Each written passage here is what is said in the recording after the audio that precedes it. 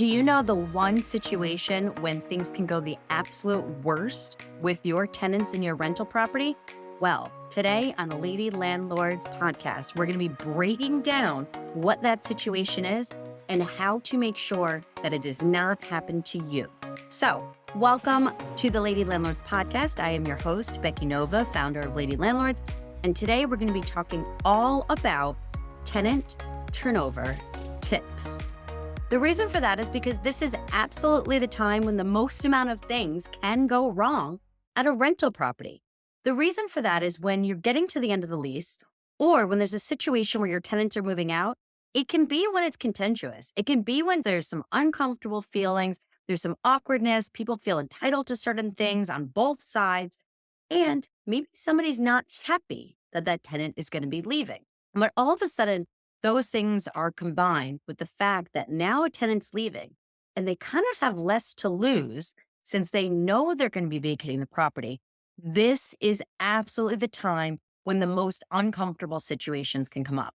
This is when the most amount of either damage is done to a property. This is when all of a sudden people stop paying rent more than they might have been in a previous situation. But it's at that point in time when a tenant knows that they're going to be leaving, whether it was their choice or your choice, that things can go really wrong. So today I'm going to teach you the Lady Landlord's method for the best tenant turnover. Okay. So first place we're going to start, step number one here. You want to think about the reason for the end of a tenancy, right? There are kind of two different ways that this can work out. One is something that's completely naturally occurring that everybody expected. And then two, there's those things that are just a little bit outside of the box that came out of the blue.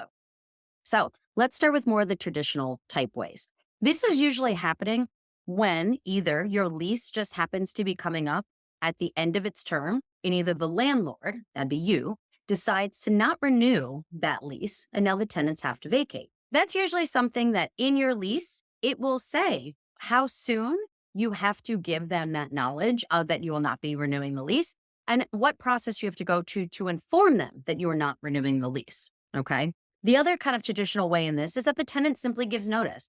They say, hey, we know that our lease is now up at the end of January. I'm now giving you our 60 days notice or 30 days notice. Once again, whatever is determined in your lease and also through your state laws should be in that lease. But in other situations, the tenant simply says they're not going to renew. In either of those situations, you're probably in a little bit of a better footing because the lease made it clear that it was coming to that end. If you ended that lease from that tenant, they clearly aren't going to be expecting it. They might feel a certain type of way or want to know why specifically you're not, feeling that they maybe did something wrong. If it was a tenant notice and they are choosing to leave, sometimes the landlord could feel that way, either that they didn't provide the right type of housing to that person, or maybe that tenant just really was unhappy in that property. But in either of those situations, a little more clear cut that the lease was over and one of the parties has decided that this relationship was not working. The other side of it are those situations that are going to pop up. They're going to make things more uncomfortable in most situations. The first two could already make people uncomfortable, which is why we're talking about how important it is to have good turnover processes in place. But the other two ways that really that end of tenancy happens is one, there were lease violations, and now that tenant is having to be evicted. In that, with your lease violations, we're talking about not just your non-payment of rent, which you can evict for when somebody is not paying those rents, but on the other hand, that could be that they're not following your lease for either criminal activity, moving in people that were not on the lease, moving in unauthorized pets, doing damage, criminal activity, all of those different things that go against your lease. You can still evict for those things. It's either payment or it's from some other violation within the lease. That is absolutely going to create some friction there. Okay. That is absolutely a time when people really feel that they don't have a lot to lose.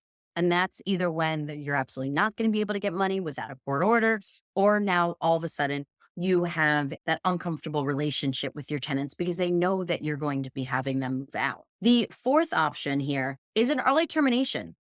That could simply be a tenant deciding to move out before the end of the lease. That could be because maybe they need to go help a sick family member. Maybe they are changing jobs and they need to relocate. Maybe they actually aren't happy in the property. All of those different reasons would mean that somebody has the opportunity to end their lease early. My advice with that is let them move out early. If people are unhappy, we really probably don't want them in our properties anyways. And this gives us the opportunity to rent to somebody that would be happier and hopefully stay there longer. What's great about rental properties is when you find a great tenant and continue to have them in your property, you can avoid all of these situations we're talking with by providing great customer service, having them understand and appreciate, respect your property, and then continue to have them in there and increase rents and continue to pay market rents as you move forward. But all of these four situations are going to make some uncomfortability. To put them in order here, probably the ones that are going to make things the most uncomfortable and the most difficult are going to be those lease violations. If you are having to serve people notices of either a pay or quit or a cure to quit to explain that they are not following the lease, that's absolutely going to create some uncomfortability. And that really works on both sides. Not only is the tenant going to be upset that you're calling them out for doing things that they are not supposed to or not be paying, but also you're probably going to be a little bit frustrated as a landlord having to deal with these situations and thinking, why can't they just follow the rules that they agreed to? That one's really going to be first. Second is then going to be when you as the landlord choose to not renew. That's going to probably throw off some of your tenants. They're going to start to feel like it's either something that they were doing that was wrong or that you're just not happy with them. And that's probably going to create the second worst situation possibilities, right? Then after that is that early term. If they are leaving on short notice, there's usually a reason for that. Once again, there's absolutely valid reasons. But if somebody is actually going ahead and says, hey, I really cannot live here any longer, that's something that they might really be upset about. And then lastly, when a tenant chooses to vacate the property by providing proper notice, that's something that they are leaving clearly for a reason.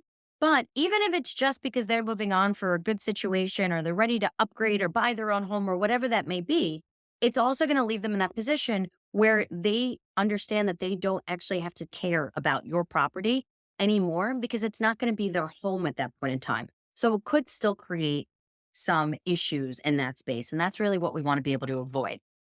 The way to do that is thinking about our step 2 here with our tenant turnover tips.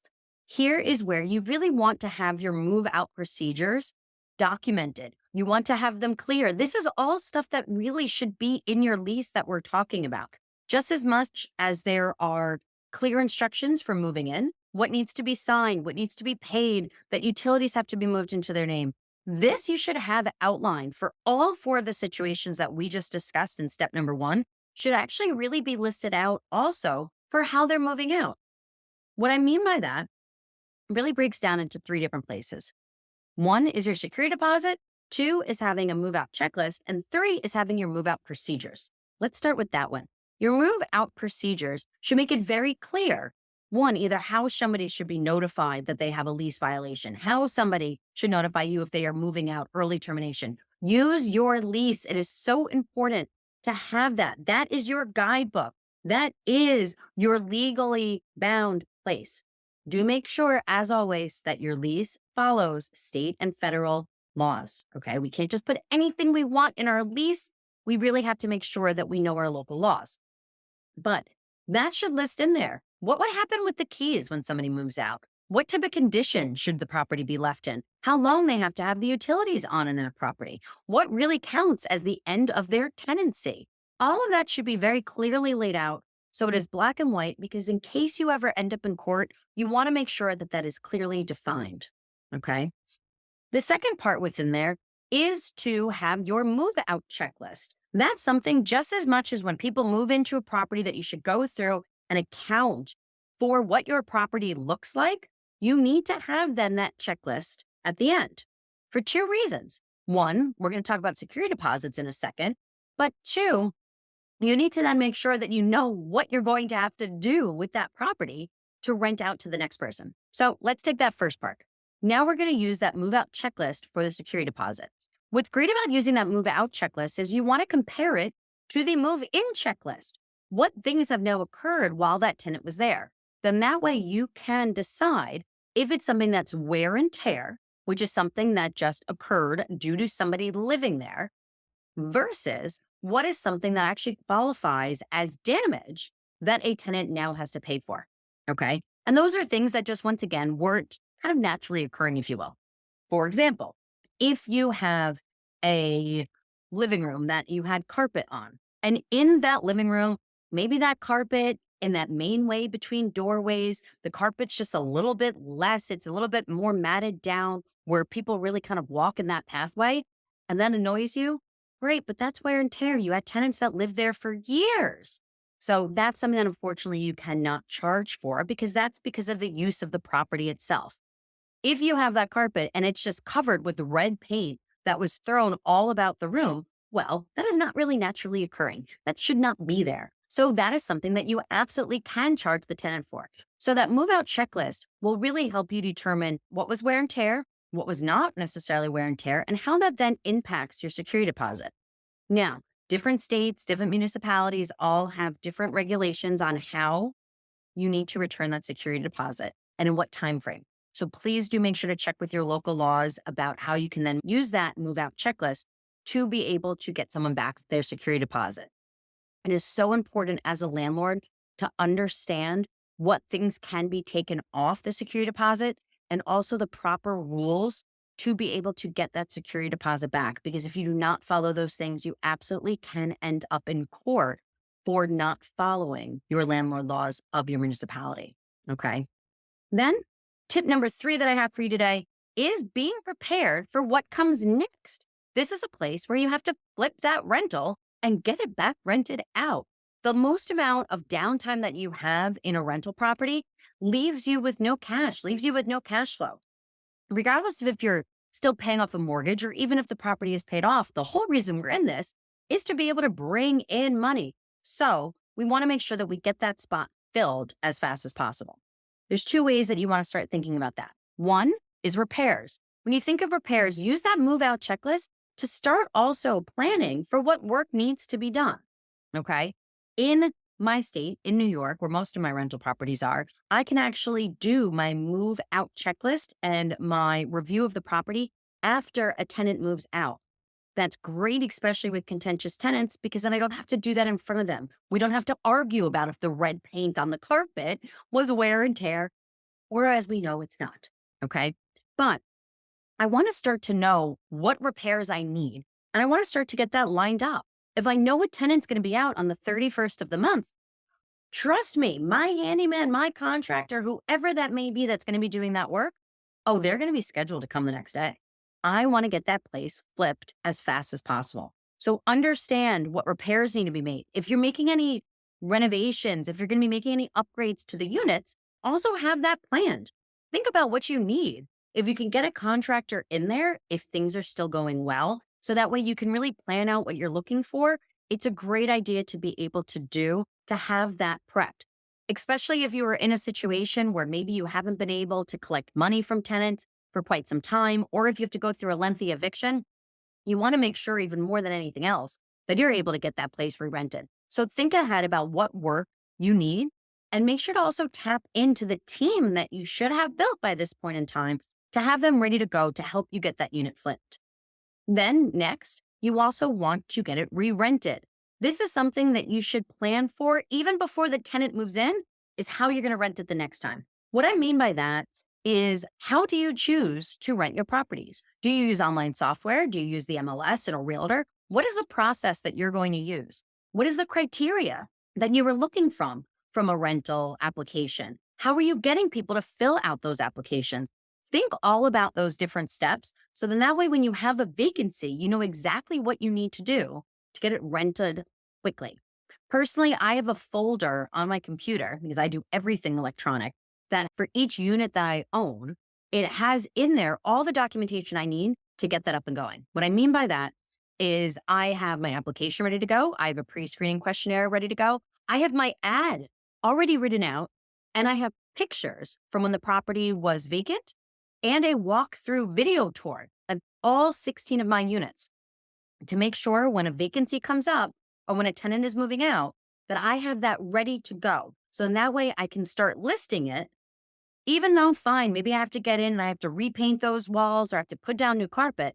I actually have the pictures already and I could start while my carpenters are coming and installing new carpet throughout the week. I can be planning an open house or showings during that weekend because I know the work's going to be done. I know what it's already going to look like because I know the colors I use for all of my properties and the tile I use and the carpet I use and all of those things were already decided because I had that information ready to go. So then that way I can get my property rented ASAP to a tenant that's going to move in and be happy in their new home and also be happy to continue to pay me rent. So thank you very much for joining us today for our episode all about how to efficiently turn over tenants, even in difficult situations. So thank you very much for joining us. If you enjoyed today's episode, please do make sure to leave us a 5-star review. And also make sure to hit that subscribe button so you do not miss another episode of the Lady Landlords podcast. We release new episodes every single Tuesday, both wherever you listen to podcasts and on the Lady Landlords YouTube channel. Thank you very much for being here. See you all next Tuesday. Thank you for listening to the Lady Landlords podcast.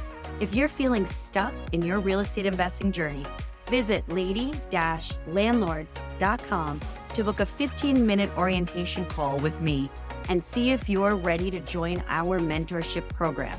Or you can subscribe to our newsletter and join our Facebook group for exclusive real estate investing tips and offers. Invest with confidence. Become a Lady Landlord today.